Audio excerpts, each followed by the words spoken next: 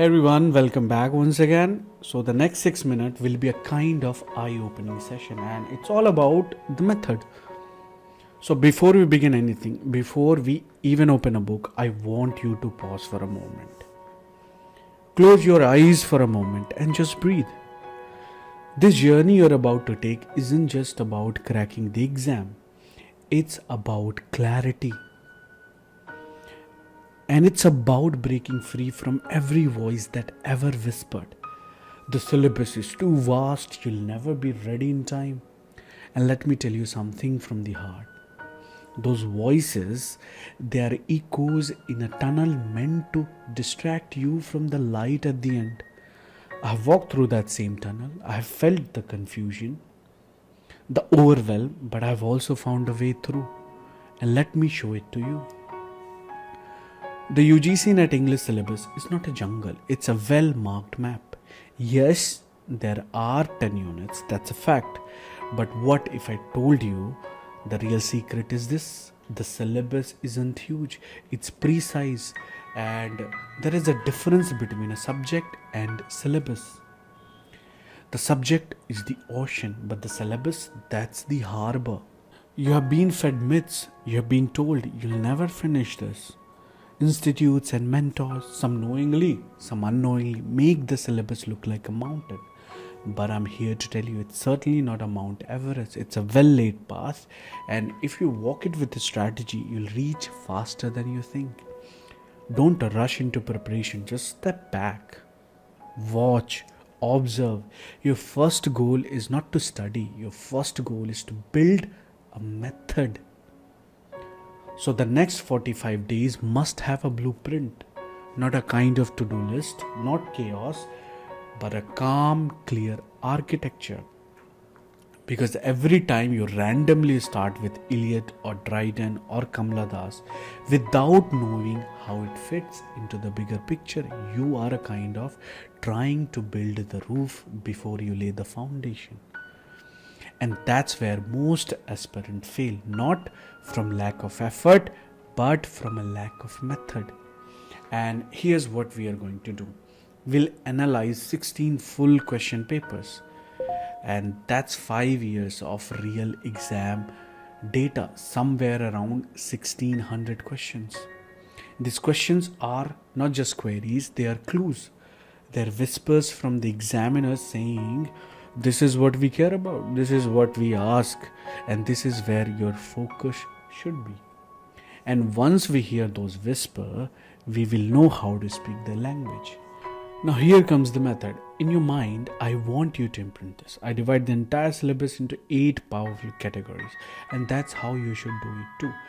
1. British literature, then you can just make it second 1. Indian writing in English, third you can go with American literature, fourth world literature and diaspora, fifth criticism theory and cultural studies, and then sixth research method, seventh language and linguistic, and at the end you can go with reading comprehension. Nothing more, no clutter, no confusion, right? Why only 8?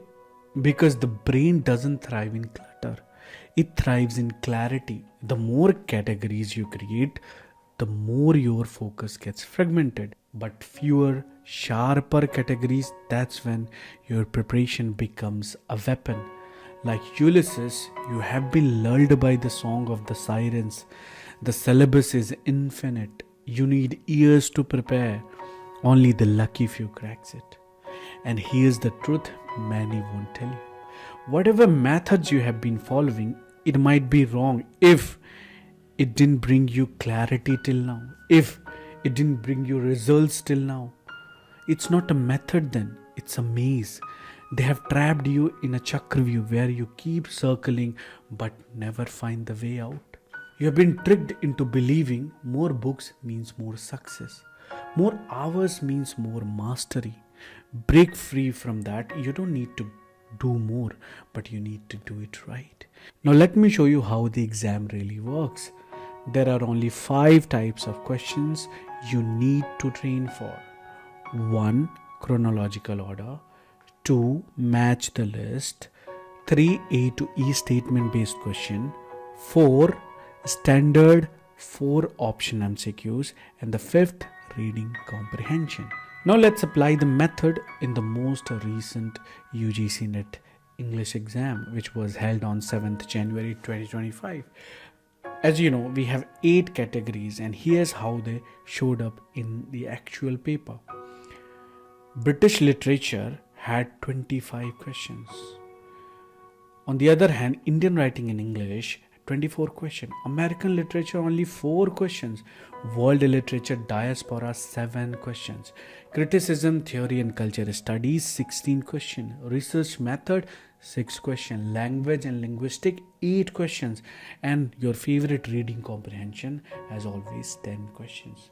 Now take a breath, close your eyes and let the numbers sink into you. Many students gave a lot of time to American literature, but only 4 questions were asked from it. On the other hand, Indian writing in English had 24 questions, but it was not given enough attention during preparation. Remember, as Carlyle said, close thy Byron, open thy Gusset. This reminds us to stop focusing on less important topics and give more time to what matters for the exam. Commonwealth literature took up time in many students' schedule, but language and linguistic had more questions, 8 in total. Research method was ignored by many, but the exam included 6 questions from it. Criticism and theory had the highest weight with 16 questions directly from that area. Now that you have this information, you can plan your preparation in the right direction. So now I ask you, what will you do with this clarity? Will you just still go back to your old notes, your tired pattern, or will you pick up this mirror and face the truth? Because now you have a map etched in numbers. So pause, recalibrate and get ready. It's not about studying hard without direction, but about preparation smartly with a strategy. Now that you know the truth, let's talk about how we'll move ahead. I've laid out 6 steps for you.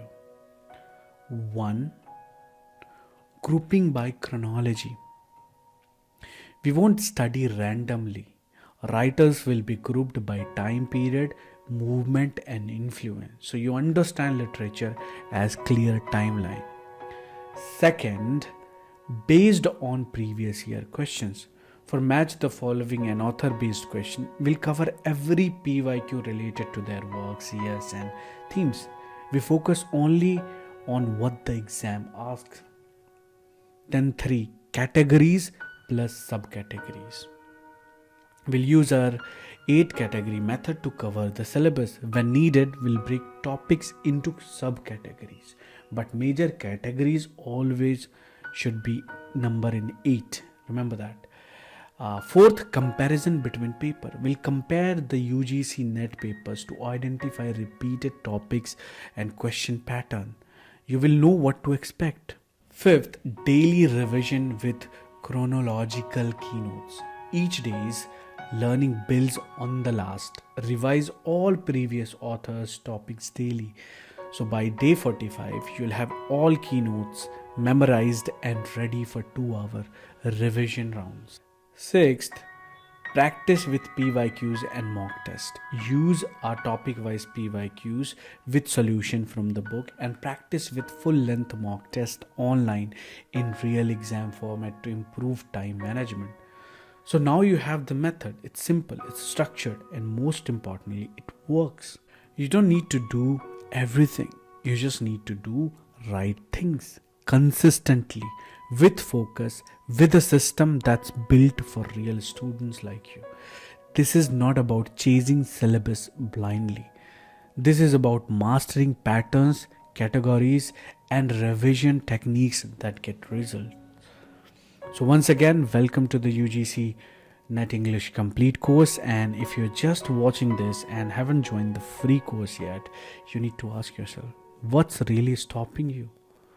As I always tell you, don't fall into the trap of system built for one person. Join the one that's built for 999 students.